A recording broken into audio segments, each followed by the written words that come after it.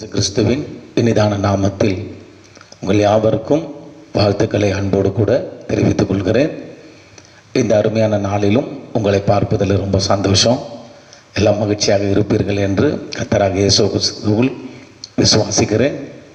இந்த நாளில் நாம் நேரடியாக தேவனுடைய செய்திக்கு நேராக நாம் கடந்து செல்வோம்.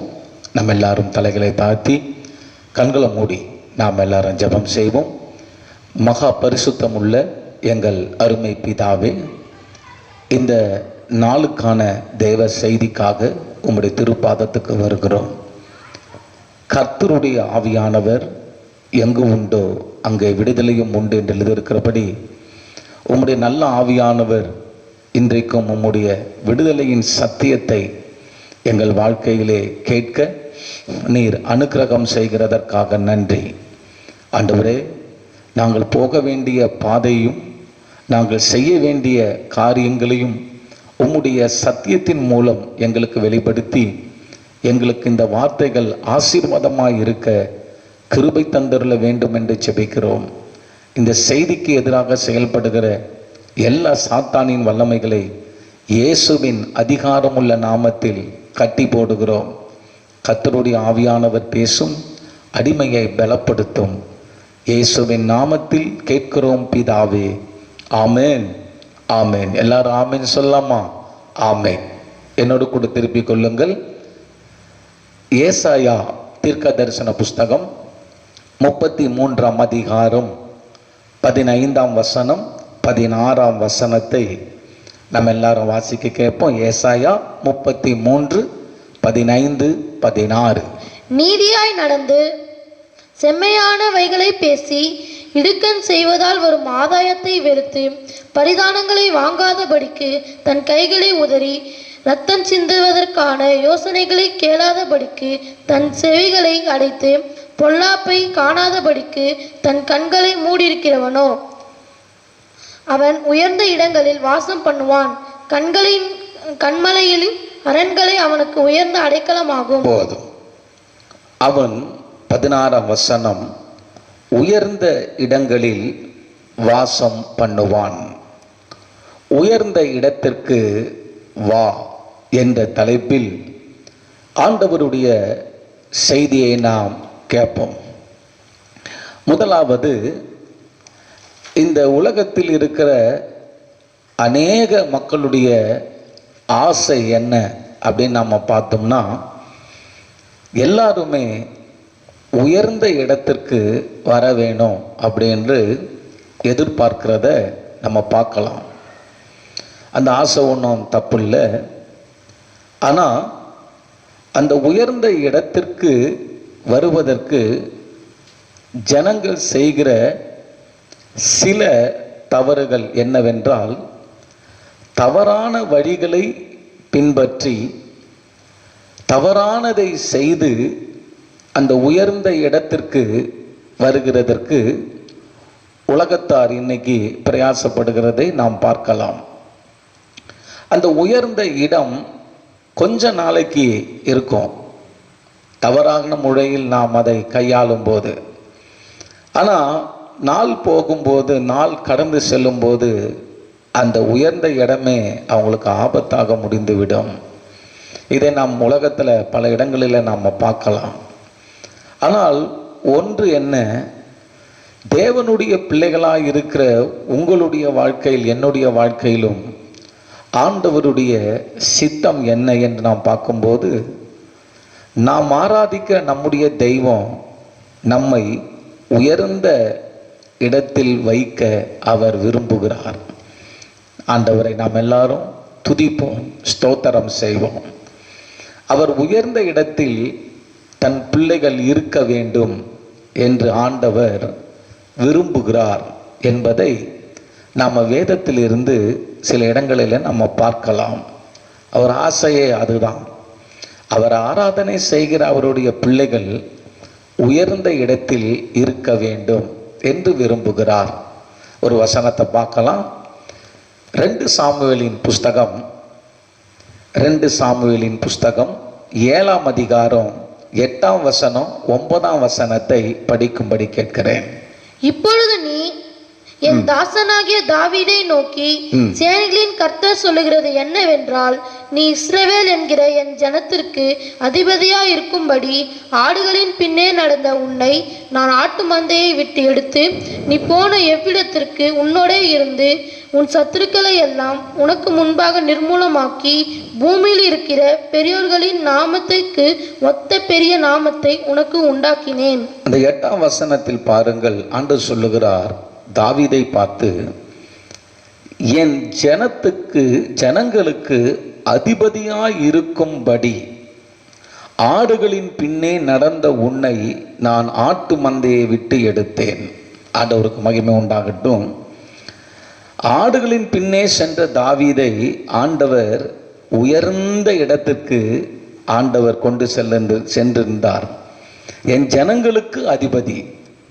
9ஆம் வசனத்தில், நீ போன எவ்விடத்திலும் உன்னோடு இருந்து உன் சத்துருக்களை எல்லாம் உனக்கு முன்பாக நிர்மூலமாக்கி பூமியில் இருக்கிற பெரியோர்களின் நாமத்திற்கு ஒத்த பெரிய நாமத்தை உனக்கு உண்டாக்கினேன். பெரிய நாமத்தை உனக்கு தாவீதே உண்டாக்கினேன்.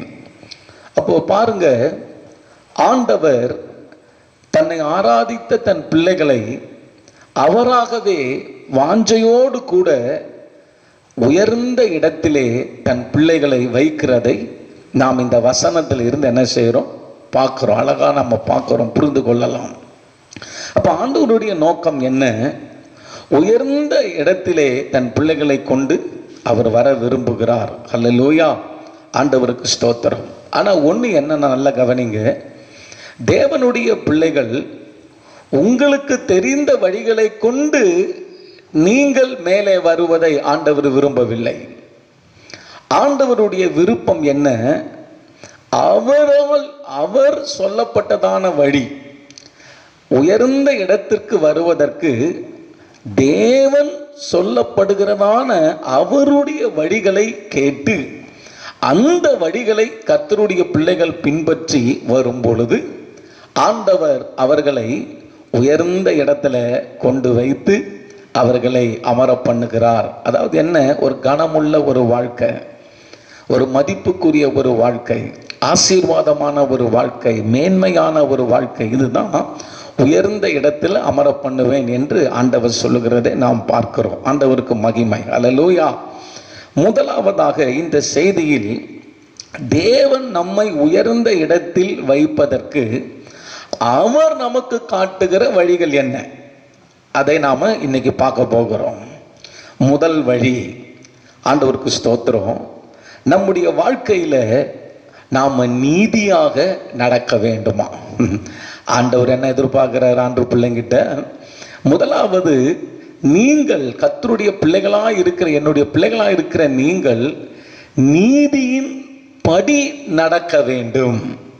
அப்படி நீதியின் படி நீங்கள் நடக்கும் பொழுது உங்களை நான் உயர்ந்த இடத்திலே வைப்பேன் என்று ஆண்டவர் சொல்லுகிறார். இந்த வசனத்தை படிக்கலாமா? ஏசாயா 33ஆம் அதிகாரம் 16ஆம் வசனம் முதல்ல படிங்க. அவர் உயர்ந்த இடங்களில் வாசம் பண்ணுவார். போதும், அவன் உயர்ந்த இடங்களில் வாசம் பண்ணுவான். ஆண்டவருக்கு ஸ்தோத்திரம். எவன்? கர்த்தரே சொல்றாரு, அவன் ஒருவன் என்னுடைய பிள்ளை, அவன் உயர்ந்த இடங்களில் வாசம் பண்ணுவான். எவன்? எப்படிப்பட்டவன் என்று பார்க்கும்போது 15ஆம் வசனத்தில் ஒரு பெரிய லிஸ்ட் ஆண்டவர் கொடுக்கிறார். என்ன? முதல்ல, நீதியாய் நடந்து செம்மையானவைகளை பேசி இடுக்கண் செய்வதால் வரும் ஆதாயத்தை வெறுத்து பரிதானங்களை வாங்காதபடிக்கு தன் கைகளை உதறி இரத்தம் சிந்துவதற்கான யோசனைகளை கேளாதபடிக்கு தன் செவியை அடைத்து பொல்லாப்பை காணாதபடிக்கு தன் கண்களை மூடுகிறவன் எவனோ அவன் உயர்ந்த இடங்களில் வாசம் பண்ணுவான். கைகளை உயர்த்தி ஆண்டவருக்கு நாம் மகிமையை கொடுப்போம். ஃபர்ஸ்ட் ஆஃப் ஆல், முதல்ல ஆண்டு சொல்ற காரியம் என்ன? அவன் உயர்ந்த இடத்தில் வாசம் பண்ணுவான் என்று சொன்ன ஆண்டவர் முதல் பாயிண்ட் என்ன வைக்கிறார்னா, நீதியாய் நடந்து. ஹல்லேலூயா. தேவனுடைய பிள்ளைகள் நீதியாய் நடக்க வேண்டுமா? அதுதான் ஆண்டவர் உங்களிடத்தில் என்னிடத்தில் எதிர்பார்க்கிற முக்கியமான ஒரு காரியம். கர்த்தருடைய பிள்ளைகள் என்று சொல்லும்போது நீங்களும் நானும் நீதியாக நடக்க வேண்டும் என்று ஆண்டவர் எதிர்பார்க்கிறார். ஒரு அல்லேலூயா சொல்லுவோமா? ஆமென். நல்ல கவனிங்க, கர்த்தருடைய பிள்ளைகள் முதலாவதாக கிறிஸ்து இயேசுவுக்குள் இருக்கிற நீங்கள் யார் என்பதை முதலாவது நீங்க அறிந்திருக்கணும். இன்னைக்கு அநேக தேவனுடைய பிள்ளைகள் கிறிஸ்துவுக்குள்ளாக இருக்கிறாங்க. ஆனால் கிறிஸ்துவுக்குள்ளாக நமக்கு எப்படிப்பட்டதான ஒரு ஸ்தானம், எப்படிப்பட்ட ஒரு இடம் தேவன் கொடுத்திருக்கிறார் என்பதை அநேக தேவ பிள்ளைகள் கிறிஸ்துவுக்குள் இருக்கிறவர்களுக்கு தெரியாமலேயே ஏதோ ஒரு பேருக்கு கிறிஸ்தவ வாழ்க்கை என்று வாழ்ந்து கொண்டிருக்கிறார்கள். இல்லை, இன்றைக்கு சத்தியத்தை அறியும் போது நம்முடைய மனக்கண்களை கர்த்தர் திறப்பாராக. முதலாவது நீதியாய் நடந்து என்று எழுதப்பட்டிருக்கிறது. முதலாவது நீங்கள் யார் கிறிஸ்துவுக்குள் என்பதை அறிந்து கொள்வோம். படிங்க, 1 கொரிந்தியரின் புஸ்தகம் 6ஆம் அதிகாரம் 9ஆம் வசனத்தில் இருந்து 11ஆம் வசனத்தை திருப்பிக் கொள்ளுங்கள். 1 கொரிந்தியர் 6ஆம் அதிகாரம் 9ஆம் வசனத்தில் இருந்து 11ஆம் வசனம் வரை படிக்க கேட்போம். அந்நியக்காரன் தேவனுடைய ராஜ்யத்தை சுதந்தரிப்பதில்லை, அநியாயக்காரன் தேவனுடைய ராஜ்யத்தை சுதந்தரிப்பதில்லை என்று அறியீர்களா? வஞ்சிக்கப்படாதிருங்கள். வேசி மார்க்கத்தாரும் விக்கிரக ஆராதனைக்காரரும் விபச்சாரக்காரரும் சுய புணர்ச்சிக்காரரும் ஆண் புணர்ச்சிக்காரரும் திருடரும் பொருளாசைக்காரரும் வெறியரும் உதாசீனரும் கொள்ளைக்காரரும் தேவனுடைய ராஜ்யத்தை சுதந்தரிப்பதில்லை. உங்களில் சிலர் இப்படிப்பட்டவர்களாய் இருந்தீர்கள். ஆயினும் கர்த்தராகிய இயேசு கிறிஸ்துவின் நாமத்தினாலும் நமது தேவனுடைய ஆவியினாலும் கழுவப்பட்டீர்கள், பரிசுத்தமாக்கப்பட்டீர்கள், நீதிமான்களாக்கப்பட்டீர்கள். ஒரு அல்லேலூயா சொல்லுவோமா? அல்லேலூயா. கர்த்தருக்கு மகிமை உண்டாகட்டும். 9-10 வசனங்களை நீங்க பார்த்தீங்கன்னா, நம்ம ரட்சிக்கப்படாத போது பாவத்தினுடைய இந்த சுபாவங்கள் எல்லாம் நம்முடைய வாழ்க்கையிலே இருந்தது. ஆனால் ரட்சிக்கப்பட்டு சபைக்குள்ளாக நாம் சேர்ந்த பொழுது ஆண்டவராகிய இயேசு கிறிஸ்துவினுடைய நாமத்தினாலும் தேவன் நமக்கு என்ன செஞ்சிருக்கிறார் பாருங்க. ஆண்டவராகிய இயேசு கிறிஸ்துவினுடைய நாமத்தினாலும் அவருடைய ஆவியினாலும் நம்மை முற்றிலும் என்ன செஞ்சிட்டார் ஆண்டவர்? இந்த பாவங்களில் இருந்தெல்லாம் நம்மை கழுவி சுத்தமாக்கிட்டார். ஒரு அல்லேலூயா சொல்லுவோமா? அல்லேலூயா. பரிசுத்தமாக்கப்பட்டீர்கள். அடுத்தது ஆண்டவருடைய வேதம் சொல்லுது நம்மை குறித்து, நீதிமான்கள் ஆக்கப்பட்டீர்கள். ஆமென். ஆண்டவருக்கு ஸ்தோத்திரம்.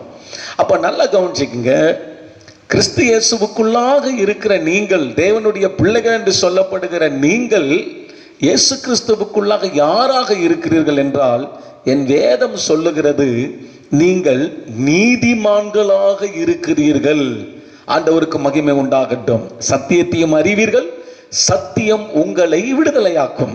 நீங்கள் நீதிமான்களாக தேவனாகிய இயேசு கிறிஸ்துவுக்குள்ளாக இருக்கிறீர்கள். முதலாவது ஆண்டவருக்கு மகிமையை கொடுப்போம். ஆமென். ஆண்டவருக்கு இந்த தகுதியை தேவன் நமக்கு கொடுத்ததற்காக ஸ்தோத்திரம். ஆமென்.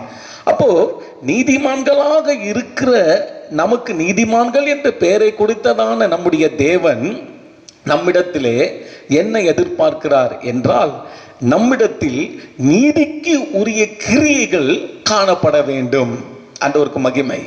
இந்த உலகத்திலே தேவனும் நம்மிடத்திலே நீதிமான்கள் என்று பெயர் பெற்றிருக்கிற நம்முடைய வாழ்க்கையிலே நீதிமான்கள் என்ற பெயருக்கு ஏற்றபடியான கிரியைகள், நடத்தைகள், அதுதான் நீதியின்படி நடந்து, நீதியின்படியா நீதிமானே நீ நடக்க வேண்டும் என்று ஆண்டவர் எதிர்பார்க்கிறார். அதே போல சமுதாயமும் நம்முடைய வாழ்க்கையில இதை எதிர்பார்க்கிறதாக நாம் பார்க்கலாம். ஆண்டவருக்கு மகிமை உண்டாகட்டும். அல்லேலூயா. பொதுவாக நீங்க பாருங்களேன், இப்போ உதாரணத்துக்கு PM இப்போ 5 ஆண்டுகளுக்கு இப்போ பிரைம் மினிஸ்டர் ஆட்சிக்கு வரார், CM 5 ஆண்டுகளுக்கு ஆட்சிக்கு வரார். வரும்பொழுது நல்ல கொஞ்சம் உலகத்தில் இருக்கிற எல்லாருமே ஒரு எதிர்பார்க்கிறோம், அப்படிதானே? PM வந்துட்டாரு, அவர்கிட்ட PMக்கு ஏற்ற, பிரைம் மினிஸ்டருக்கு ஏற்ற அந்த காரியங்கள் எல்லாம் காணப்பட வேண்டும் அப்படின்னு எதிர்பார்க்கிறோம். சீஃப் மினிஸ்டர், இவர்கிட்ட நம்ம காரியங்கள் சீஃப் மினிஸ்டருக்கு ஏற்ற அந்த ஜனங்களுக்கு நல்லது செய்கிற காரியங்கள் எல்லாம் இருக்கணும் அப்படின்னு நம்ம எதிர்பார்க்கிறோம். தப்பு இல்லை, அது நல்லது, கரெக்ட். ஒரு பாஸ்டர் கிட்ட என்ன எதிர்பார்க்கிறோம்? பாஸ்டருக்கு ஏற்ற காரியங்கள் எல்லாம் இருக்கணும் எதிர்பார்க்கிறோம்.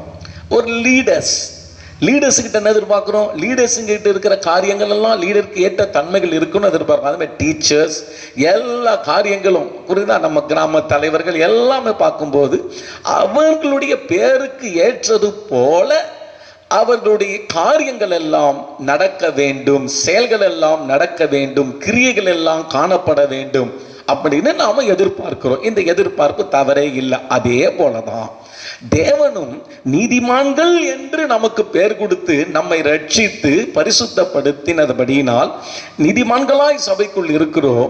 அப்போ நீதிமான்களுக்கு என்ன கிரியைகள் செய்வார்களோ அதே கிரியைகளை கிறிஸ்து இயேசுவுக்குள்ளாக நாமும் செய்ய வேண்டும் என்று தேவன் எதிர்பார்க்கிறார். அதனால்தான் கிறிஸ்தவர்கள் சர்ச்சுக்குள்ள வந்து ஆண்டவரை ஏற்றுக்கொண்ட பிறகு உங்க பழைய வாழ்க்கையின் படி நீங்க வாழக்கூடாது. ஆண்டவருக்கு ஸ்தோத்திரம், ஆண்டவருக்கு மகிமை. தேவன் உங்களை ஒரு உயர்ந்த இடத்துக்கு அழைத்து செல்லுகிறார். ஒரு உன்னதமான நிலைக்கு உங்களை ஆண்டவர் அழைச்சிருக்கிறார். ஒரு உயர்ந்த ஸ்தானத்தை தேவன் உங்களுக்கு கொடுக்க விரும்புகிறார். உயர்ந்த அடைக்கலத்தில் அவன் வாசம் பண்ணுவான் என்று சொல்லி ஆண்டவர் உங்களை உயர்ந்த இடத்திற்கு ஆண்டவர் உங்களை அழைத்து செல்லுவதற்காகத்தான் உங்களை ரட்சித்திருக்கிறார். அப்போ அவருடைய வழிகள், அவருடைய நீதிமானுக்கு ஏற்ற அந்த வழிகளின்படி நீங்களும் நானும் நடக்கும் பொழுது ஆண்டவர் விரும்புகிறபடி அந்த உயர்ந்த இடத்தில் நீங்கள் வாசம் பண்ணும்படி ஆண்டவர் கிரியை செய்கிறார். ஹல்லேலூயா, ஆண்டவருக்கு மகிமை. பாருங்க, சமுதாயம் கூட நம்ம ஒரு ஆளு சபைக்கு வந்துட்டா, சபைக்கு வந்துட்ட பிறகு அவங்க நல்லா ஆயிடுவாங்க, அவங்களுடைய தீய வழக்கமான அந்த பழக்கங்கள் எல்லாம் போய்விடும் அப்படின்னு சமுதாயம் கூட அநேகர் அதை நம்புறாங்க. ஆண்டவருக்கு ஸ்தோத்திரம். ஒரு முறை ஒரு ஃபேமிலி என்னை பார்த்து பேசுனாங்க. அவங்க சொன்ன ஒரு காரியம்னா, பாஸ்டர், வீட்டில் பசங்க அடங்க மாட்டாங்க, தவறான வழிக்கு போய் கொண்டு இருக்கிறாங்க, அதனால அவங்கள கொண்டு வந்து சபையில் நான் சேர்த்துட போகிறேன். அவங்க பாஷையில் சொல்கிறாங்க, சபையில் நான் சேர்த்துட போகிறேன் அப்படின்னா. ஏன் சபையில் கொண்டு வந்து சேர்த்துட போகிறேன்னா, அப்போ அவங்களுக்கு அது நல்லா தெரியுது, சபையில் நீதியின் காரியங்கள் சொல்லிக் கொடுக்கப்படுகிறது. தேவன் நீதியின் காரியங்களை பேசுகிறார், ஒழுக்கமான காரியங்களை சொல்லுகிறார் என்பதை அறிந்ததால தான் சமுதாயம் கூட இன்னைக்கு என்ன சொல்லுதுன்னா, சபையில என்னுடைய பிள்ளைகளை கொண்டு வந்து சேர்க்க போறேன் அப்படின்னு சொல்றாங்க. அது 100% சரியான வார்த்தை. ஆண்டவருக்கு மகிமை உண்டாகட்டும். இந்த நாட்களிலே நீதியை குறித்து சபைதான் இன்னைக்கு என்ன செஞ்சுக்கிட்டு இருக்குது? பிரசங்கம் பண்ணி கொண்டு இருக்கிறது, சொல்லி கொண்டு இருக்கிறது. சரியான வாழ்க்கையை, ஒரு மனிதன் வாழ்வதற்கான வழிகளை வேதத்தின் அடிப்படையிலே சபைதான் இன்றைக்கு போதித்து கொண்டு இருக்கிறது. கைகளை உயர்த்தி ஆண்டவரை நாம் ஸ்தோத்தரிப்போம். ஹல்லேலூயா, ஆண்டவருக்கு மகிமை உண்டாகட்டும். அதனாலே நல்லா கவனித்துக் கொள்ளுங்க. நீதிமான்கள் என்று சொல்லும் போது சபையாரே, உங்களுடைய காரியங்கள் எல்லாம் நீதிக்கு உரிய காரியங்களாக காணப்பட வேண்டும் என்று ஆண்டவர் விரும்புகிறார். அதுதான் ஏசாயா 33 நாம் பார்த்த போது நீதியாய் நடந்து என்று எழுதப்பட்டிருக்கிறது. ஆண்டவருக்கு ஸ்தோத்திரம். சரி, இப்போ சபைக்குள் வந்த தேவனுடைய பிள்ளைகள் நீதி உடனடியாக எல்லா நீதியும் செஞ்சிட முடியுமா? முடியாது. நீதி என்பது சொல்லும்போது, நீதியாய் நடக்கிறது என்று சொல்லும்போது கொஞ்சம் கொஞ்சமா படிப்படியாக, ஹல்லேலூயா சொல்லுவோம், படிப்படியாக நீதியின் வசனத்தை எந்த அளவுக்கு நாம் கேட்கிறோமோ, நீதியின் வசனத்தை இதுதான் நீதி, இது அநீதி, இதுதான் நீதியினுடைய வழி என்றெல்லாம் ஒவ்வொரு வாரமும் தேவனுடைய செய்தியிலே நம்ம வேதத்தை வாசிக்கும் போது, நீதியை குறித்து நாம் அறிந்து கொள்ளும் போதெல்லாம் அதை கேட்டு கீழ்ப்படிய கீழ்ப்படிய கீழ்ப்படிய கீழ்ப்படிய என்ன ஆக்கப்படும்னா, நீதியான ஒரு வாழ்க்கைக்குள்ளாக நாம் கடந்து செல்லுவோம். அதனால நீதியின் வழி என்பது திடுக்குன்னு ஏதோ ஒரு நாள்ல எல்லாம் சம்பவிச்சது போல கிடையாது. அது தேவனுடைய வார்த்தைக்கு ஒவ்வொரு நாளும் கேட்டு கேட்டு கேட்டு கேட்டு அது நீதியின்வான ஜீவ வார்த்தைகளை கேட்டு செயல்படும் பொழுது நீதியின்வான வாழ்க்கையை நம்மில் உண்டாகும்படி கர்த்தர் கிரியை செய்கிறார். அல்லேலூயா சொல்லுவோமா? ஆண்டவருக்கு ஸ்தோத்திரம் உண்டாகட்டும். ஆண்டவராக இயேசு கிறிஸ்து வருகிற வரைக்கும் நம்முடைய வாழ்க்கையிலே நீதியை நாம் செய்து கொண்டே இருக்கணும். நீதிக்கு ஒரு முற்றுப்புள்ளி என்பது கிடையாது. நீதி நீதியின்படி வாழ்கிற வாழ்க்கைக்கு ஒரு முற்றுப்புள்ளி என்பது கிடையவே கிடையாது. இயேசு வர வரைக்கும் நம்முடைய வாழ்க்கையிலே நீதிகளை நாம் செய்து கொண்டே இருக்கணும். தேவ நீதி எது என்று வேதத்திலே படித்து படித்து அந்த தேவ நீதிகளை நாம் செய்து கொண்டே இருப்பதுதான் ஆண்டவருக்கு பிரியமான காரியம். அப்படி நீதியாய் நாம் நடக்கும் பொழுது கர்த்தர் என்ன செய்கிறார்? உயர்ந்த அடைக்கலத்திலே ஆண்டவர் நம்மை கொண்டு போய் அவர் நம்மை நடத்துகிறார், ஆசீர்வதிக்கிறார். ஆண்டவருக்கு மகிமை உண்டாகட்டும். அல்லேலூயா. வாசிங்களேன், வெளிப்படுத்தல் விசேஷம் 22ஆம் அதிகாரம் 11ஆம் வசனத்தை படிக்க கேட்போம். வெளிப்படுத்தல் 22:11. அநியாயம் செய்கிறவன் இன்னும் அநியாயம் செய்யட்டும், அசுத்தமா இருக்கிறவன் இன்னும் அசுத்தமா இருக்கட்டும், நீதியுள்ளவன் இன்னும் நீதி செய்யட்டும், பரிசுத்தமுள்ளவன் இன்னும் பரிசுத்தமாகட்டும். அல்லேலூயா. ஆண்டவர் சொல்லுகிற வார்த்தை பாத்தீங்களா? நீதி செய்கிறவன் என்ன போட்டிருக்குது? இன்னும் நீதி செய்யட்டும், இன்னும் நீதி செய்யட்டும், இன்னும் நீதி செய்யட்டும். அல்லேலூயா. ஆண்டவருக்கு மகிமை. அப்ப பாத்தீங்கன்னா இன்னும் நீதி செய்யட்டும். நீதி என்பது ஸ்டாப், ஏதோ ஒரு நீதி அவ்வளோ இவ்வளோ செஞ்சாச்சு முடிஞ்சிடுச்சு அப்படின்னு கிடையாது. நீதியா நீ வாழ்ந்து கொண்டு இருக்கிறவன் இன்னும் என்ன செஞ்சுக்கிட்டே நீங்க இருக்கணும். நீதி எது என்பதை நாம் வாழ்நாள் முழுவதும் அதை கண்டுபிடித்து கண்டுபிடித்து கண்டுபிடித்து தேவன் எவைகளெல்லாம் நீதியா இருக்கிறது என்று சொன்னாரோ, ஆண்டவரே நீ சொன்ன அந்த நீதியெல்லாம் என் வாழ்க்கையில் காண்பியும் ஐயா என்று சொல்லி அந்த நீதியை நாம் கண்டுபிடித்து அதை செய்ய செய்ய செய்ய செய்ய ஆமென், ஆண்டவருக்கு மகிமை. வாழ்நாளெல்லாம் நாம் செய்து முடித்தாலும் தேவனுடைய நீதிக்குள்ளாக நாம் முழுமையாக வர முடியாது. ஆனால் வாழ்நாளெல்லாம் நாம் நீதியை செய்து கொண்டே இருக்க வேண்டும். கரங்களை உயர்த்தி ஆண்டவரை நாம் ஸ்தோத்திரம் பண்ணுவோம். ஹல்லேலூயா. ஆண்டவருக்கு மகிமை. முதலாவதாக நல்ல கவனிப்போம். நீதியாய் நடப்பிப்பதற்கான கிரியைகள் நம்மள காணப்பட வேண்டும். ஒரு நீதியான நடத்தை என்றால் அந்த நீதிக்கு ஏற்ற அந்த கிரியைகள் நம்முடைய வாழ்க்கையில் என்ன செய்யப்படணும்? காணப்பட வேண்டும் என்று வேதம் நமக்கு அழகாக சொல்லுகிறது. வாசிங்க, யாக்கோபு 2ஆம் அதிகாரம் 24ஆம் வசனத்தை படிக்கும்படி கேட்கிறேன். யாக்கோபு 2:24. ஆதலால் மனுஷன் விசுவாசத்தினாலே மாத்திரம் அல்ல கிரியைகளினாலும் நீதிமான்களாக்கப்பட்டிருக்கிறார்கள் என்றும். போதும். கிரியைகளினாலும் நீதிமான்களாக்கப்பட்டிருக்கிறார்கள். இன்னைக்கு நிறைய நம்ம என்ன விசுவாசிங்க விசுவாசிங்க விசுவாசிங்க விசுவாசிக்கிறதால மட்டும் நீதிமான்கள் என்று அல்ல வேதம் சொல்லுது. கிரியைகளினாலேயும் நீதிமான்களாக்கப்பட்டிருக்கிறார்கள். செயல்பாடு, நீதிமானுக்கு ஏற்ற செயல்பாடுகள் காணப்படணும். ஆமென். அவன் தான் நீதிமான். நான் நீதிமான் சொல்லிட்டு அக்கிரமம் அநியாயம் பண்ணிக்கிட்டே இருந்தேன்னா நல்லா கவனிச்சுக்கணும். இயேசு விசுவாசிக்கிறேன்னு சொல்லி அநியாயம் பண்ணிக்கிட்டு இருந்தா நீதிமான் என்பது சொல்ல முடியாது. நீதிமான் என்றால் வாழ்க்கையில் வெளிப்படணும். ஏசாயால கர்த்தர் சொன்னது போல 33 சொன்னது போல நீதியா நடக்கணும். அந்த நடக்கை கிரியைகள் எல்லாம் வெளியே இருக்கிற ஜனங்கள் பார்க்கும்போது ஓ நீதியான நடத்தை ஐயா இது என்று சொல்லுகிற அளவுக்கு இருக்கணும். அப்படி நடக்கிறவன் யாரோ அவனை கர்த்தர் சொல்றார், உயர்ந்த இடத்துக்கு ஏறி வர பண்ணுவேன். கரங்களை உயர்த்தி ஆண்டவருக்கு மகிமை உண்டாகட்டும். அதுதான் நம்முடைய கிரியைகள் எல்லாம் நீதிமானுக்கு ஏற்ற கிரியைகளாக காணப்படணும். கவனிச்சிங்களா? முதல்ல ஒரு 3 காரியத்தை நாம பார்ப்போம். ஃபர்ஸ்ட் ஆஃப் ஆல் நீதிமானுக்கு ஏற்ற கிரியைகள்லாம் எப்படி அப்படின்னு நாம பார்த்துருவோமா? முதலாவதாக பாசிங்களேன், நீதிமொழிகளின் புஸ்தகம் 20ஆம் அதிகாரம் 7ஆம் வசனத்தை படிப்போம். நீதிமொழிகள் 20:7. நீதிமான் தன் உத்தமத்திலே நடக்கிறான். போதும். முதலாவது நீதிமானை குறித்து நாம பார்க்கிறோம். ஒரு நீதிமான் என்றால் அவனுடைய நடக்கை எப்படி இருக்கும், அவனுடைய கேரக்டர் எப்படி இருக்கும் அப்படின்னு நம்ம பார்த்தோம்னா அவன் உத்தமத்தில் நடக்கிறான். நீதிமான் உத்தமத்தில் நடக்கிறான். அவன்கிட்ட அநியாயம் காணப்படாது. அவன் உத்தமமா நடக்கிறவன் என்று சொல்லி நீதிமானுடைய செயலை பார்க்கிறோம். ஆண்டோட பிள்ளைகளை நம்ம நீதிமான் என்று இருக்கும் பொழுது நம்முடைய கேரக்டர்கள் தேவன் எப்படி இருக்கணும் எதிர்பார்க்கிறார்னா நம்ம செயல்பாடுகள் எல்லாமே உத்தமமாக இருக்க வேண்டும் என்று ஆண்டவர் நம்ம கிட்ட எதிர்பார்க்கிறார். ஒரு அல்லேலூயா சொல்லுங்க பார்க்கலாம். ஆமா, தேவ பிள்ளைகளா இருக்கிற நீங்க உத்தமமா இருக்கணும். ஆண்டவருக்கு ஸ்தோத்திரம். உங்க வேலையில உத்தமமா இருக்கணும். புரியுதுங்களா? உங்க கையில யார் எந்த பொறுப்பு கொடுத்தாலும் அதை உத்தமமா செய்யணும். ஆண்டவருக்கு மகிமை உண்டாகட்டும். அப்படி உத்தமத்தை நீங்க காட்டும் பொழுது அவனே நீதிமான் என்று ஆண்டவர் என்ன செய்யறார்? அவனுக்கு மகிமையா அந்த கிரியைகளை நிமித்தம் அவனை உயர்ந்த அடைக்கலத்தில் அவனை வைக்கிறதை நம்ம பார்க்கிறோம். சரி, முக்கியமாக நீதிமானுக்கு ஏற்ற கிரியை என்ன? உத்தமம். பாருங்களேன், ஒரு குறிப்பிட்ட காரியத்தை நம்ம பார்க்கலாம். யோபுவை பற்றி நாம் வேதத்தில் பார்க்கலாம். யோபுவை பற்றி வேதத்தில் என்ன போட்டிருக்குன்னா, யோபு உத்தமமானவர் என்று சொல்லி யோபுவை குறித்து நம்ம பார்க்கப்படுகிறது. எந்த ஒரு காரியத்தில் யோபு உத்தமமா இருந்திருக்கிறார் அப்படின்னா, யோபு 2ஆம் அதிகாரம் 9ஆம் வசனத்தை படிக்க கேட்போம். யோபு 2:9. அப்பொழுது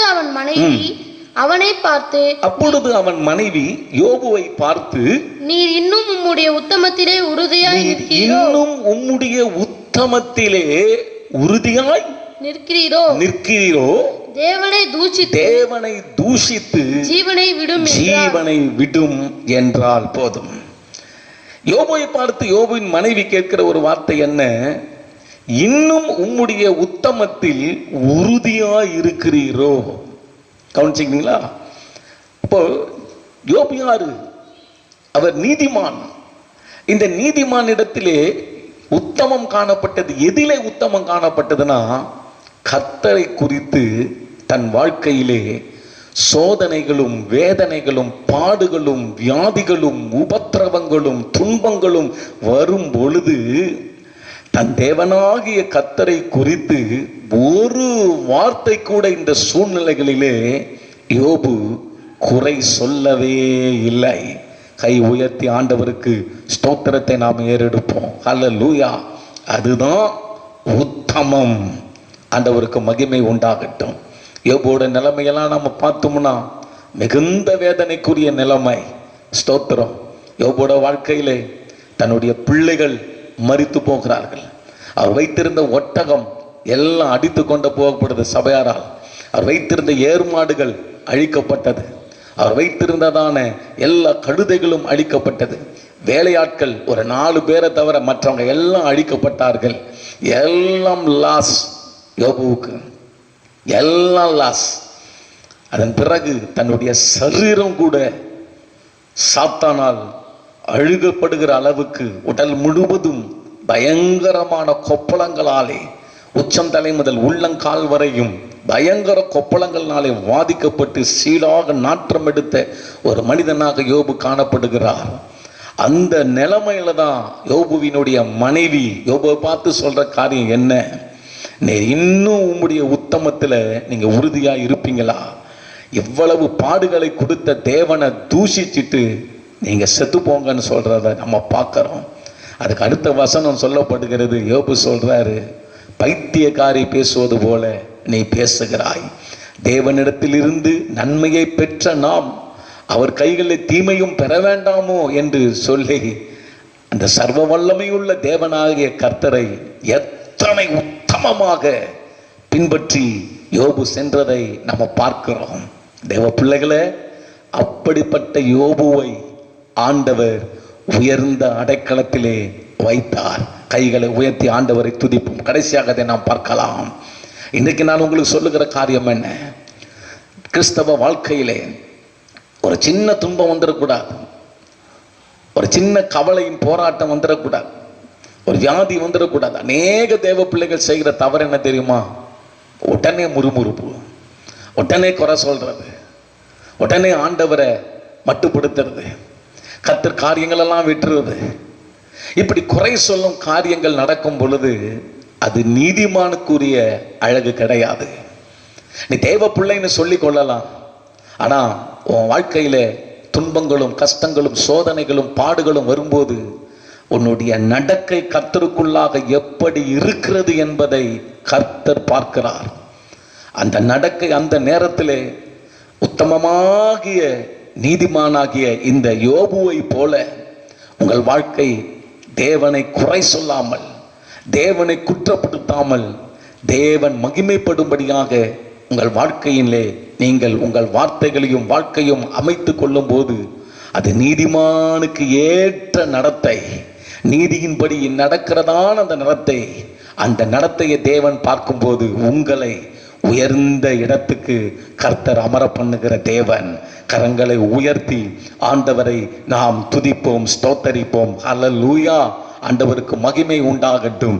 பின்னாடி யோபுவினுடைய நிலைமையை நீங்கள் பார்ப்பீர்கள் என்று சொன்னால் வாசியுங்கள்.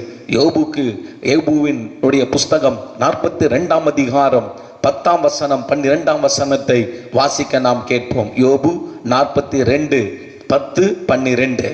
யோபு தன் சிநேகிதருக்காக வேண்டுதல் செய்த போது கர்த்தர் அவன் சிறையிருப்பை மாற்றினார்.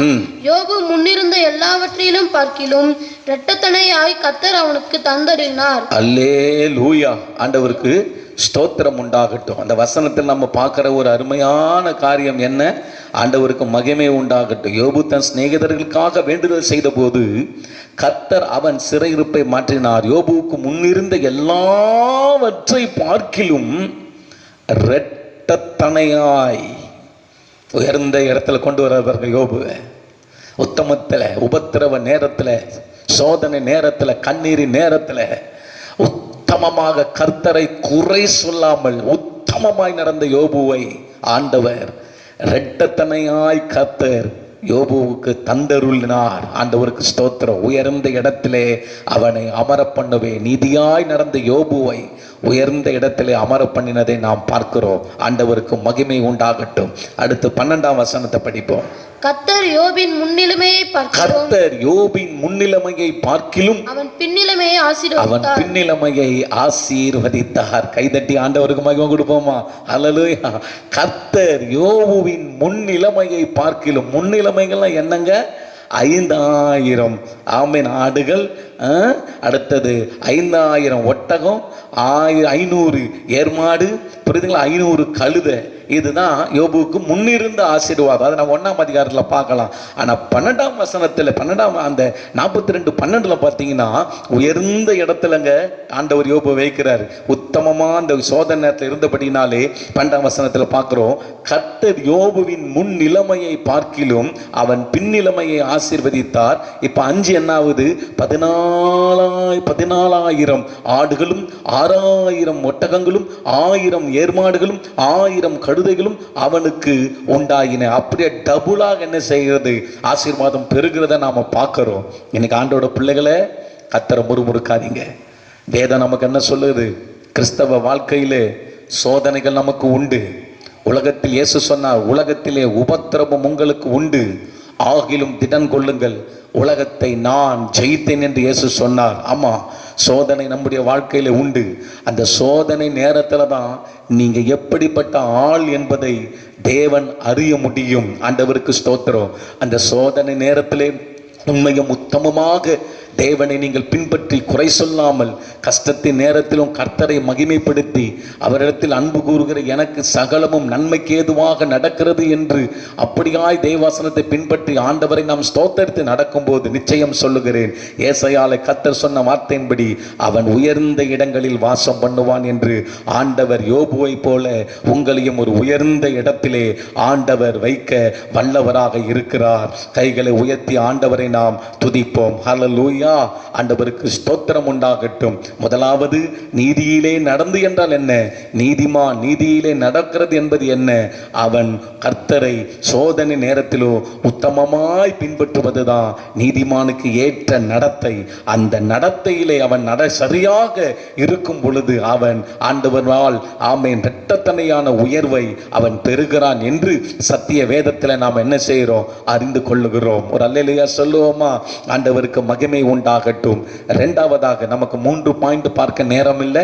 நாம் இன்னொரு வார்த்தை, நாம் இன்னொரு முறை நம்ம செகண்ட் பாயிண்ட் பார்ப்போம். முன்னொரு அதோட முடிந்த ஒரு பாயிண்டை நாம் முடிவுக்கு நேராக நாம் கடந்து செல்லுவோம். வாசியுங்கள். இன்னொரு பகுதியை நம்ம பார்ப்போம். படிங்க. 2 பேதுருவின் புஸ்தகம், 2 பேதுரு எடுத்துக்கொள்ளுங்க. 2 பேதுரு 2ஆம் அதிகாரம் 7-8 வசனங்களை இன்னொரு நீதிமானை குறித்து நாம் பார்க்க போகிறோம். யோபு 2 பேதுரு 2ஆம் அதிகாரம் 7-8 வசனம். அக்கிரமக்காரருக்குள் வாசமாயிருக்கையில் அவர்களுடைய காம விகார நடக்கையிலே வருத்தப்பட்டு நாள்தோறும் அவருடைய அக்கிரம கிரியைகளை கண்டு நாள்தோறும் அவர்களுடைய அக்கிரம கிரியைகளை கண்டு கேட்டு நீதியுள்ள தன்னுடைய இருதயத்தில் வாதிக்கப்பட்ட நீதிமானாகிய லோத்தை அவர் ரட்சித்திருக்க. ஆமென். ஆண்டவருக்கு ஸ்தோத்திரம். இந்த இடத்துல லோத்தை குறித்து நாம பார்க்கிறோம். லோத்தை வேதம் என்ன சொல்லுகிறது? நீதிமான் என்று லோத்தை குறித்து சொல்லுகிறதை நாம பார்க்கிறோம். ஆண்டவருக்கு மகிமை. இந்த நீதிமானாகிய லோத்துவிடத்திலே என்ன நீதிக்குரிய காரியம் காணப்பட்டது? ஏசாயால நம்ம பார்த்தபடியாக என்ன? நீதியாய் நடக்கிறவன் அவனை என்ன செய்வான்? உயர்ந்த இடங்களில் வாசம் பண்ணுவேன். அப்போ நீதியான இரண்டாவது நடக்கை எப்படிப்பட்ட என்ன நடக்கைனா, நல்ல கவனிங்க. இந்த நீதிமானாகிய லோத்து விடத்திலே நீதியின் காரியம் என்ன காணப்பட்டுச்சுன்னா, வாசிங்க 7ஆம் வசனம் 8ஆம் வசனம் நானே படிக்கிறேன். அக்கிரமக்காரருக்குள் வாசமாய் இருக்கையில் அவர்களுடைய காமவிகார நடக்கையால் வருத்தப்பட்டு.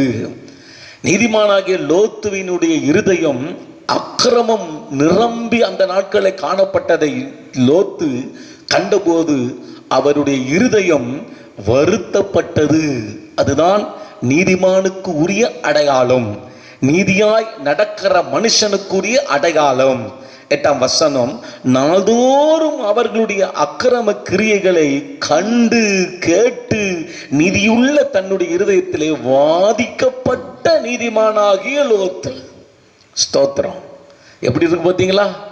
லோத்து நாள்தோறும் நடக்கிற அந்த அக்கிரம கிரியைகளை காண்கிறார், கேட்கிறார். இவைகளெல்லாம் கேட்கும் போது தேவ பிள்ளையாய் இருக்கிற அந்த லோத்து தன்னுடைய இருதயத்திலே அவர் வாதிக்கப்பட்டு கொண்டே இருக்கிறதை வேதம் லோத்தை குறித்து இப்படியாக நீதிமானாகிய லோத்து என்று எழுதப்பட்டிருக்கிறது. அப்போ ஒரு தேவனுடைய பிள்ளையே, நீ நீதிமானுக்கு ஏற்ற ஒரு நடக்கை என்று சொல்லும் போது இரண்டாவது என்னவாக காணப்படுகிறது என்றால், நன்றாக கவனியுங்கள். தேசத்தில் நடக்கிறதான அக்கிரமம், நம்முடைய கிராமத்தில் நடக்கிறதான அக்கிரமம், நம்முடைய பட்டணத்தில் நடக்கிறதான அக்கிரமம், மனிதர்கள் செய்கிறதான அநியாயங்கள், அக்கிரமங்கள், பாவங்கள், இவைகளை எல்லாம் நீதிமான் என்று சொல்லப்படுகிற நாம் கிறிஸ்துவுக்குள் நீதிமான்கள் என்று நாம் இருக்கிறோம் என்று உங்களுக்கு ஆரம்பத்தில் நான் உங்களுக்கு காட்டினேன்.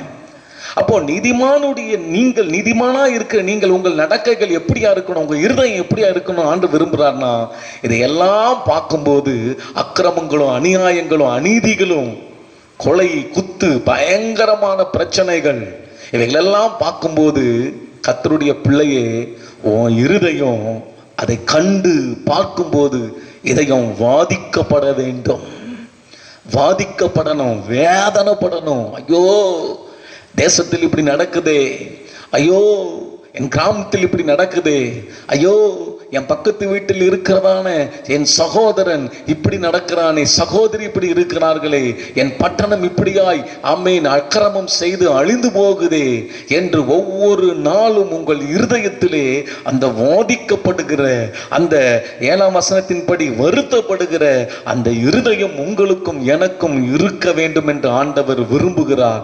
இப்படிப்பட்ட இருதயத்தோடு கூட நாம் இருக்கும் பொழுது நன்றாக கவனியுங்கள், தேவனுடைய பார்வையிலே ஒரு விசேஷமான தேவ மனிதனாக நாம் காணப்படுகிறோம். ஒரு அல்லேலூயா சொல்லுவோமா?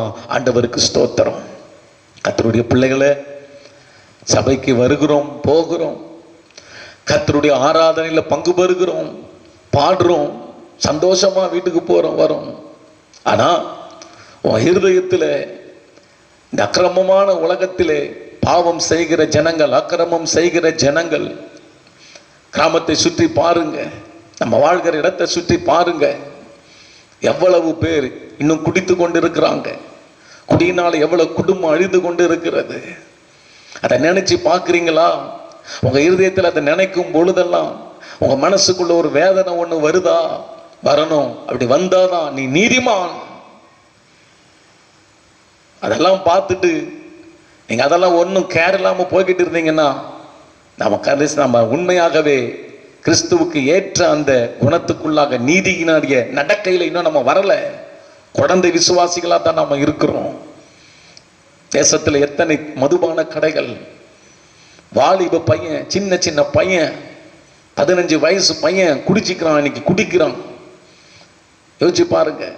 சின்ன சின்ன பிள்ளைங்கள் கடத்தப்படுறாங்க இன்னைக்கு. விபச்சார தொழிலில் சின்ன பிள்ளைங்க, 8 வயசு பிள்ளைங்க, 10 வயசு பிள்ளைங்க. தெரியுமா உங்களுக்கு?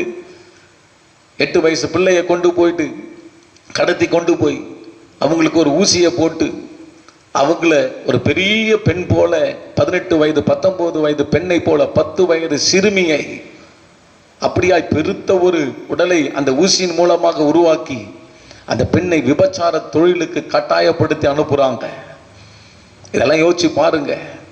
இதெல்லாம் எவ்வளவு ஒரு அநியாயம் நடக்குது நம்முடைய தேசத்துல, எவ்வளவு ஒரு அக்கிரமமான செயல்கள் நடக்குது. யோசிச்சு பாருங்க. நீதியே கிடையாத, இந்த நீதி கிடைக்காத ஒரு உலகம் இது. இதையெல்லாம் தேவ பிள்ளைகளே நம்ம பார்க்கும்போது நம்முடைய இருதயம் வாதிக்கப்படணும். கடந்த நாட்களில் நடந்த சம்பவத்தை நீங்க பார்த்துருப்பீங்க. தூத்துக்குடியில் எவ்வளவு ஒரு வேதனையான காரியம். தகப்பனையும் மகனையும் ஆமேன் அடித்தே கொலை செய்யப்பட்டிருக்கிற காரியம். இதையெல்லாம் பார்க்கும்போது நம்முடைய இருதயம் வாதிக்கப்படுதா? நம்முடைய இருதயம் வேதனைப்படுதா? 4 பேர் கதை பேசிட்டு போற மாதிரி நம்மளும் கதை பேசிட்டு போவோம் அப்படின்னு நம்ம நினைக்கிறோமா? கொஞ்சம் சிந்திச்சு பாருங்க. நம்ம கண்ணில் தண்ணீர் வருதா? நம்முடைய இதயம் வலிக்குதா? ஜஸ்ட் கொஞ்சமாச்சும் ஒரு உணர்வு வருதா? அந்த உணர்வின் நிமித்தம் கடவுள்கிட்ட நம்ம ஜெபிக்கிறோமா? நம்ம போராட்டம் பண்ணிக்கிட்டு இருக்க முடியாது. நீதி செய்கிற தேவன் கிட்ட நீதி கேட்கணும், நியாயத்தை கேட்கணும்.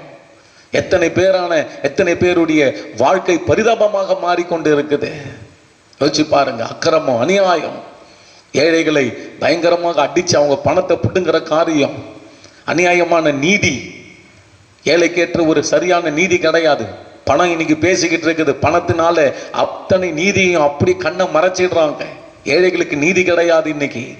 இதையெல்லாம் எத்தனையான வேதனையான காரியம். இதையெல்லாம் நம்ம பார்க்கும்போது நம்முடைய மனசுல அப்படி ஒரு வேதனை உண்டாகணும், வாதிக்கப்படணும், துன்பப்படணும். ஐயோ, இப்படியா தேசம் இருக்கிறதே, இப்படியா இந்த தேசத்தின் ஜனங்கள் இருக்கிறார்களே, இப்படியா இந்த தேசத்தினுடைய நீதி அநியாயமாக மறைக்கப்படுகிறது என்று நாம் பார்க்கும்போது எத்தனை சகோதரர்கள் குடித்து சிறு வயதிலேயே மரித்து போகிறார்கள், எத்தனை பெண்கள் விதவையாக மாறிவிடுகிறார்கள், எத்தனை பெண்கள் ஆமேன் விபச்சாரத்துக்குள்ளாக தள்ளப்படுறாங்க என்கிறதெல்லாம் நம்ம பார்க்கப்படும் பொழுது நம்முடைய இருதயம் வாதிக்கப்படணும், வேதனைப்படணும். பார்க்கும் போதும் கேட்கும் போதும் லோத்தை போல நம்முடைய இருதயம் வேதனைப்படுதா? அவன்தான் நீதிமான். நீதிமானுக்கு ஏற்றபடி நடக்கிறவன் அவன்தான். அந்த நடக்கையிலே நடக்கும் பொழுது ஆண்டவர் அல்லேலூயா உயர்ந்த இடத்தில் உன்னை அமர பண்ணுகிற தேவன். ஆண்டவருக்கு ஸ்தோத்திரம். லோத்துக்கு என்ன உயர்ந்த இடம் கிடைத்தது தெரியுமா? ஆண்டவருக்கு மகிமை. வேதத்திலே லோத்தை குறித்த சாட்சியை நாம் பார்க்கலாம். ஒரு சாட்சி, தேவன் கொடுக்கிற சாட்சி. அந்த சாட்சியை விட வேற உயர்ந்த இடம் எதுங்க? ஆமா, அந்த லோத்தை குறித்து ஆண்டவரே சாட்சி கொடுக்கிறார். வேத புஸ்தகத்துல 8ஆம் வசனத்துல நாள்தோறும் 2 பேதுரு 2:8 நாள்தோறும் அவர்களுடைய அக்கிரம கிரியைகளை கண்டு கேட்டு நீதியுள்ள தன்னுடைய இருதயத்தில் வாதிக்கப்பட்ட நீதிமானாகிய லோத். ஆண்டவருக்கு ஸ்தோத்திரம். சாட்சி தேவன் கொடுக்கிறார். வேதத்தில் எழுதப்பட்டிருக்கிறது. நீதிமானாகிய லோத்து என்று லோத்தை குறித்த சாட்சி கொடுக்கிறார். ஆண்டவருக்கு ஸ்தோத்திரம். லோத்தினுடைய காலம் இந்த காலமெல்லாம் பார்த்தீங்கன்னா லோத்துக்கு வயது அதிகமான காலம். அதற்கு பின்பு லோத்தினுடைய காலங்கள் எல்லாம் மிக குறைந்து அவ்வளவுதான், கொஞ்சம் காலம் தான். அதுக்கப்புறம் இறந்து போயிட்டார். ஆனால் உண்மையாகவே லோத்துக்கு ஆயுசு நாட்கள் இருந்திருந்தார். கட்டாயமாக ஆண்டவர் லோத்தை மகிமையான இடத்துக்கு கொண்டு வருவார். ஆனால் ஒரு நற்சாட்சி பெற்ற ஒரு தேவனுடைய பிள்ளையினுடைய ஆசீர்வாதம் என்ன என்றால், அப்போஸ்தலர் நடபடிகள் புஸ்தகத்தை திருப்பிக் கொள்ளுங்கள். 6ஆம் அதிகாரம் 3ஆம் வசனத்தை வாசிக்க கேட்போம். அப்போஸ்தலர் நடபடிகள் புஸ்தகம் 6ஆம் அதிகாரம் 3ஆம் வசனத்தை வாசிக்க கேட்கலாம். ஆதலால் சகோதரரே பரிசுத்த ஆவியும் ஞானமும் நிறைந்து நற்சாட்சி பெற்றிருக்கிற 7 பேரை உங்களில் தெரிந்து கொள்ளுங்கள். ஆண்டவருக்கு ஸ்தோத்திரம். அவர்களை இந்த வேலைக்காக ஏற்படுத்துவோம். கைகளை உயர்த்தி ஆண்டவரை துதிப்போம். நற்சாட்சி, நீதிமான் என்ற பெயர் எடுத்தா ஆண்டவருக்கு ஸ்தோத்திரம். என்ன நடக்குது கவனிங்க. உங்க கைகளிலே பொறுப்புகள் கொடுக்கப்படுகிறது. எத்தனை பேர் சந்தோஷப்படுறீங்க? அல்லேலூயா, ஆண்டவருக்கு ஸ்தோத்திரம். இந்த அப்போஸ்தலர் 6ஆம் அதிகாரம் 3ஆம் வசனத்துல பாத்தீங்கன்னா, ஆதலால் சகோதரரே பரிசுத்த ஆவியும் ஞானமும் நிறைந்து நற்சாட்சி பெற்றிருக்கிற 7 பேரை உங்களுக்கு தெரிந்து கொள்ளுங்கள், அவர்களை இந்த வேலைக்காக ஏற்படுத்தும். நற்சாட்சி பெற்றிருக்கிற 7 பேர். அதுல தான் அந்த 7 பேரை நாம கீழே நாம் வாசிக்க நாம பார்க்கலாம். கவனிங்க. அப்ப அந்த நற்சாட்சி பெற்றிருக்கிற அந்த 7 பேரை தேர்ந்தெடுத்து என்ன பண்ணாங்கன்னா, இவங்க கிட்ட பொறுப்புகளை கொடுப்போம். ஒரு அல்லையில சொல்லுங்க பார்க்கலாம்.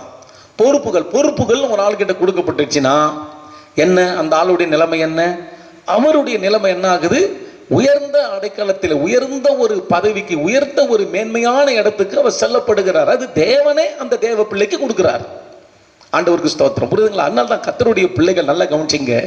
இந்த மாதிரி தேசத்தில் நடக்கிறதான அருவருப்பான காரியங்கள், வேதனையான காரியங்கள், இவைகள் எல்லாம் உங்க இதயத்திலே வாதிக்கப்பட்டு நீங்கள் ஒரு ஜெபிக்கிற பிள்ளைகளாக, வேதனைப்படுகிற பிள்ளைகளாக காணப்படும் போது என்ன ஆகுதுன்னா, அது கர்த்தருடைய பார்வையிலே அது ஒரு நல்ல சாட்சியாக உங்களுக்கு அவருக்கு பார்க்கிறார்.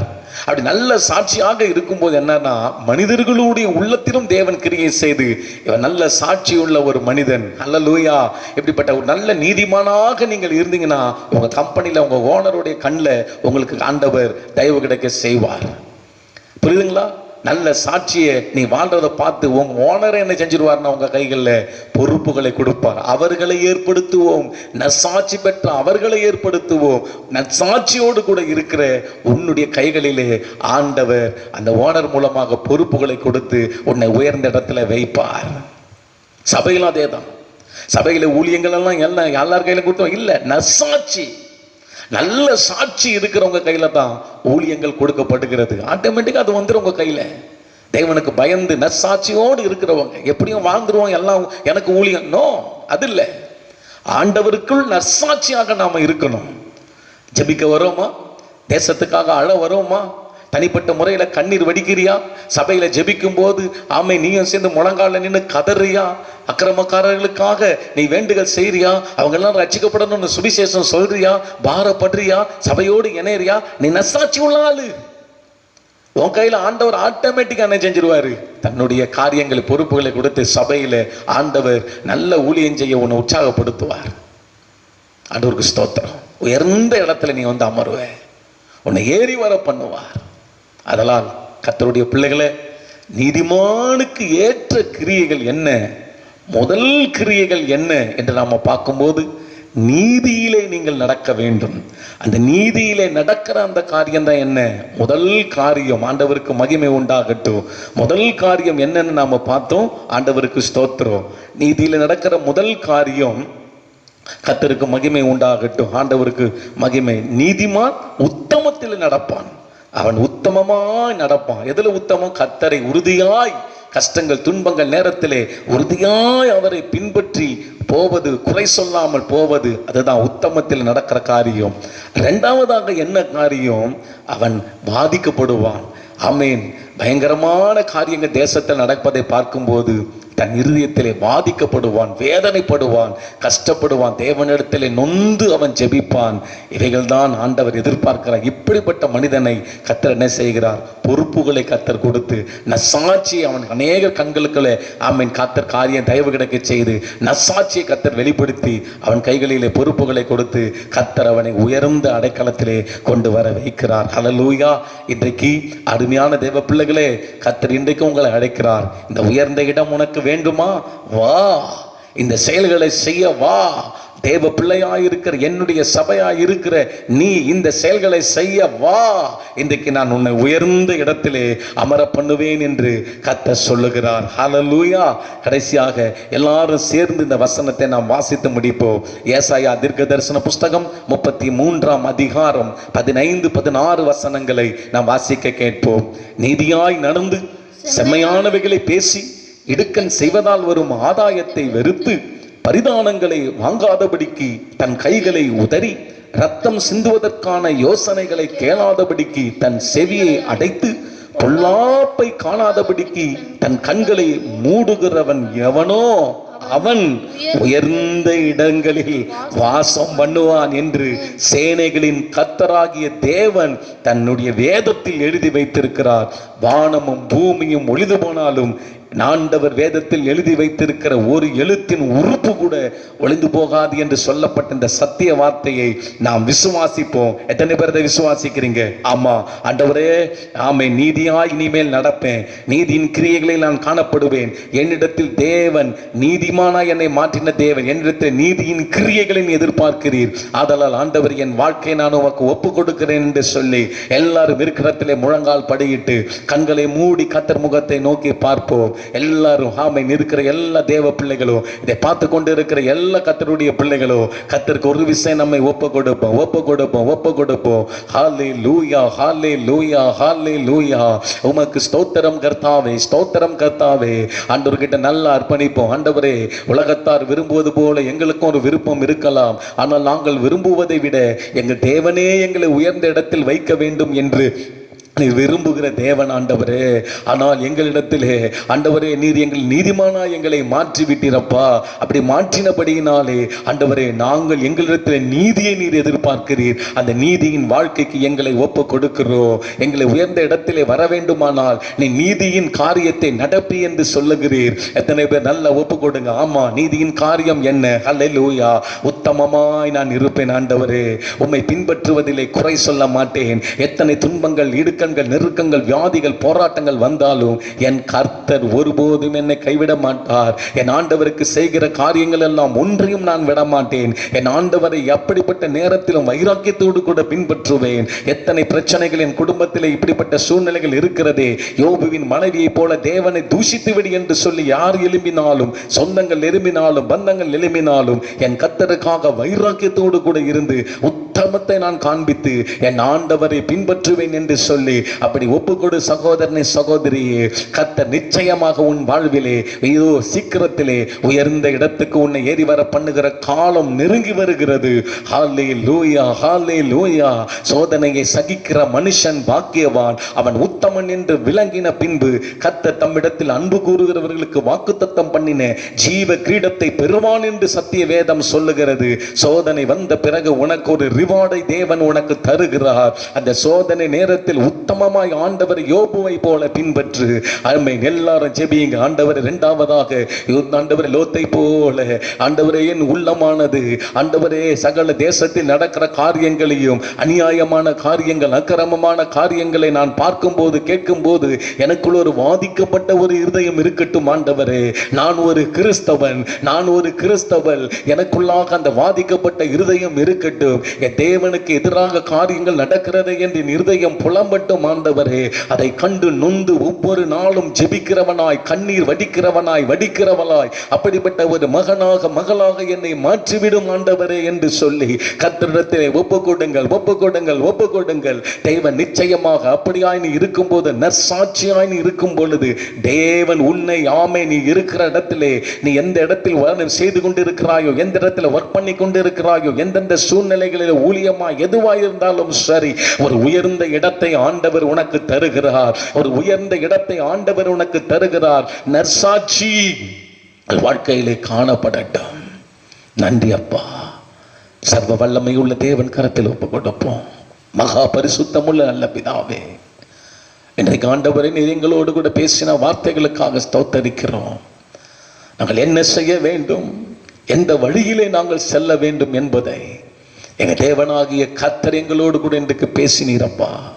இந்த வார்த்தைகளுக்கு அப்படியே எங்களை கீழ்ப்படுகிறோம் என்று அர்ப்பணிக்கிறோம். ஆண்டவரே, இந்த வீடியோ பார்த்து கொண்டிருக்கிற எல்லா பிள்ளைகளை ஆசீர்வதியும். கர்த்தரின் வாக்கின்படி உயர்ந்த இடத்திலே உன் பிள்ளைகளை அமர பண்ணும் ஐயா, ஏறி வர பண்ணும், இருக்க செய்கிறதற்காய் ஸ்தோத்திரம். ஆண்டவரே, இந்த வார்த்தையின்படி உள்ளங்களிலே இந்த வார்த்தை 30, 60, 100 பலன் கொடுக்கட்டும். பிசாசு இதை பொறுக்கி போடாதபடி காத்துக்கொள்ளும். ஒவ்வொரு தேவ பிள்ளைகளை ஆசீர்வதியும். எங்கள் அருமை இரட்சகர் இயேசுவின் நாமத்தினாலே இந்த ஜெபத்தை ஏறெடுக்கிறோம் எங்கள் ஜீவனுள்ள நல்ல பிதாவே.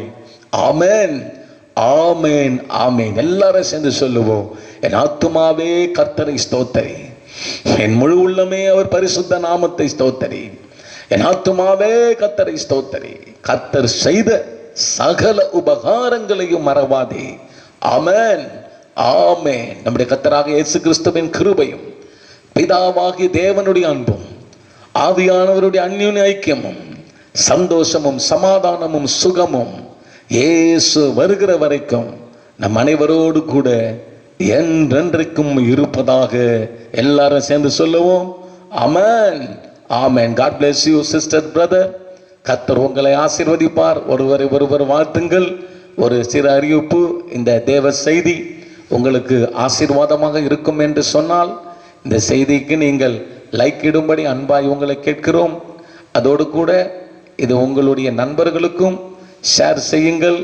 உங்களுக்கு இந்த செய்தியை குறித்து சில காரியங்கள் இருக்குமானால் கமெண்ட் பாக்ஸில் நீங்கள் கமெண்ட் பண்ணும்படி அன்பாய் உங்களை கேட்கிறோம். அது மட்டுமல்ல, இன்னும் சப்ஸ்கிரைப் செய்யாத தேவ பிள்ளைகள் யாராவது இருப்பீர்களானால் இந்த சேனலை, சபையின் சேனலை உடனடியாக சப்ஸ்கிரைப் செய்து கொள்ளுங்கள். சபையில் போடப்படுகிற அனைத்து செய்திகளும் உங்களுக்கு உடனடியாக உங்களுடைய மொபைலில் வந்துவிடும். கர்த்தர் உங்களை ஆசீர்வதிப்பார். God bless you, brother, sister. Amen.